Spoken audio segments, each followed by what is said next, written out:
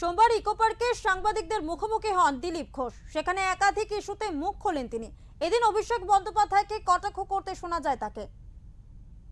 2021 সালে অভিষেক বন্দ্যোপাধ্যায়ের গলায় শোনা গিয়েছিল খেলা হবে স্লোগান। এবার 2026 বিধানসভা ভোটের আগে তার গলায় শোনা গেল অন্য এক সুর।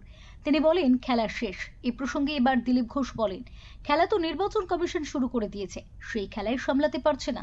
আগে সেই গোলটা শেষ হোক, তারপর আমরা খেলবো। মথুরাপুর সাংগঠনিক জেলা, সুন্দরবন সাংগঠনিক জেলা তৃণমূল কংগ্রেসের চেয়ারম্যান সভাপতি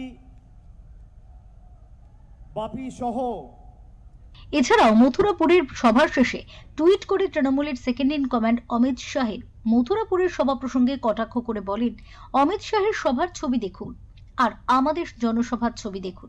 এ প্রসঙ্গেও দিলীপ ঘোষ বলেন, এসব ছবির লড়াই ছাড়ুন, ওসব ছবি দিয়ে কিচ্ছু হবে না, কিছুদিন পর ওরাই ছবি হয়ে যাবে। বিজেপির খেলা শেষ হবে না, ছবি দেখিয়ে কিচ্ছু হবে না, 2 মাস পরে ছবি হয়ে যাবে। সেই জন্য এই ছবির লড়াই ছাড়ুন। এসব আজকাল অনেক কিছু করা যায়, অনেকেই করে নিজের ইমেজ তৈরি করার জন্য। ছবি টবি দিয়ে কিছু হয় না, আসল তো লড়াই মাঠেই হবে। পাবলিক দেখছে আপনারা কি করছেন। কলকাতা থেকে মানস চৌধুরী রিপোর্ট, ওঙ্কার বাংলা।